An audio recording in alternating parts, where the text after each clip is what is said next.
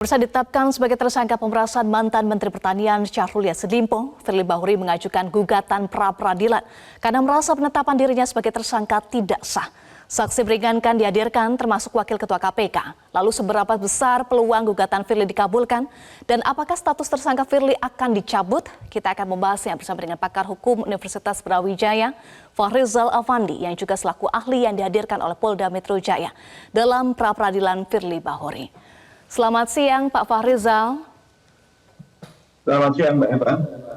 Iya Pak Fahrizal, kuasa hukum Firly Bahuri menilai bahwa penyidikan yang dilakukan oleh Polda Metro Jaya tidak sah karena laporan polisi dan surat perintah penyidikan diterbitkan pada tanggal yang sama, yaitu 9 Oktober 2023. Sehingga melanggar KUHP, itu yang disampaikan oleh kuasa hukum Firly. Apakah ini menjadi landasan yang kuat dari pihak Firly Bahuri untuk selamat dari status tersangka, Pak Fahrizal? Ya, terima kasih atas pertanyaannya. Jadi kalau kita baca Kitab Undang-Undang Hukum Acara Pidana, Undang-Undang Nomor 8 Tahun 1981, kita memang tidak menemukan jangka waktu penyelidikan itu harus berapa lama. Itu tidak diatur dalam KUHP. KUHP hanya mengatur tahapan-tahapan dalam proses pemeriksaan perkara pidana. Penyelidikan, penyidikan, penuntutan, dan persidangan di pengadilan. Terkait dengan penerbitan laporan polisi model A, kemudian penyelidikan di hari yang sama, itu memang kita tidak bisa menemukan apakah itu melanggar KUHP. Kalau kita baca KUHP tidak diatur, gitu ya. Tapi kemudian kita bisa tahu bahwa kalau kita ngomong hukum acara pidana korupsi, sebagaimana kita baca dalam Undang-Undang Nomor 31 Tahun 99 Yunto 21 Tahun 2001. Di situ disebutkan hukum acara pidana selain yang diatur dalam secara khusus dalam tindak pidana korupsi ini diatur dalam KUHP.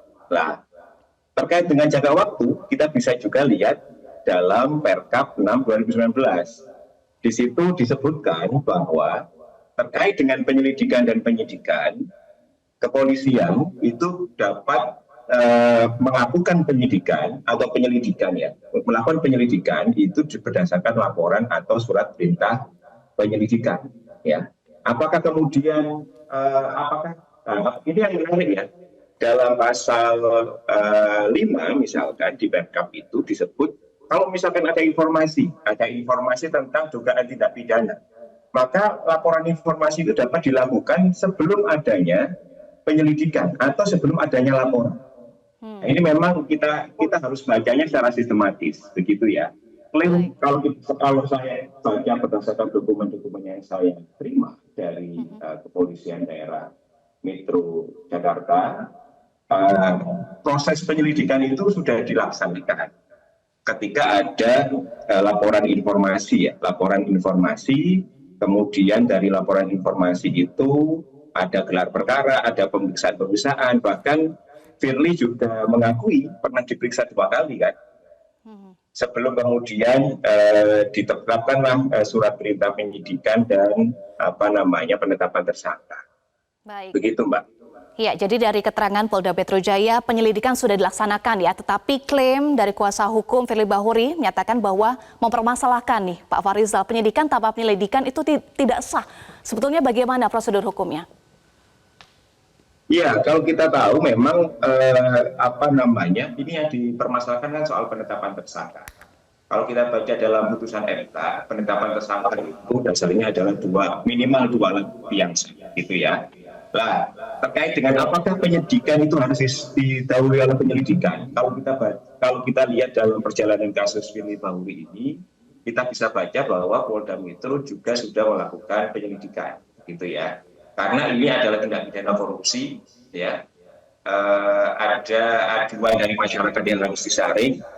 Penyaringan itu melalui proses-proses yang sudah ditentukan dalam aturan internal kepolisian daerah di Kepolisian Republik Indonesia. Dalam hal ini adalah kita bisa baca di SUP dan Perkap 6 2019. Baik. Hal lain yang dipermasalahkan oleh kuasa hukum Firly Bahuri adalah soal alat bukti dalam penetapan tersangka Firly disebut tidak memenuhi unsur kualitas. Sebetulnya bagaimana alat bukti yang berkualitas dalam hukum, Pak Fahrizal? Ya, jadi untuk menentukan apakah alat bukti itu berkualitas atau tidak, tentu tidak bisa diuji di forum pra-peradilan. Kita tahu pra-peradilan itu dalam KUHP hanya dibatasi waktunya 7 hari, ya, dan dengan hakim tunggal. Untuk Ya. menentukan kualitas alat bukti itu harus ada di majelis persidangan. Makanya pra-peradilan itu dibatasi hanya menguji aspek formil, bukan substantif, begitu ya. Nanti di peradilan, di persidangan, kelihatan mana yang berkualitas dan mana yang tidak.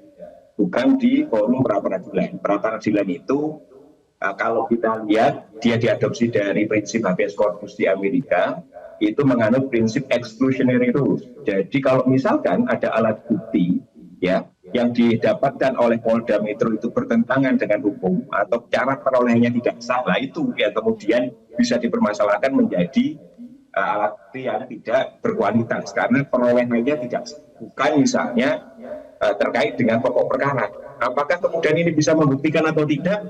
Itu sudah masuk pokok perkara dan itu bukan ranah pra-peradilan untuk memutus atau menguji itu. Begitu, Mbak. Ya, namun Polda Metro Jaya menyatakan ada 4 alat bukti yang menjerat Firly di kasus pemerasan SCL. Dari keterangan saksi sampai surat perintah penyitaan dan penggeledahan.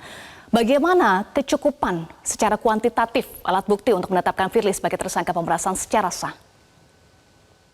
Ya, kalau kita baca, kalau secara kuantitatif, lagi-lagi kita baca di putusan MK itu cukup minimal 2 alat bukti, gitu ya.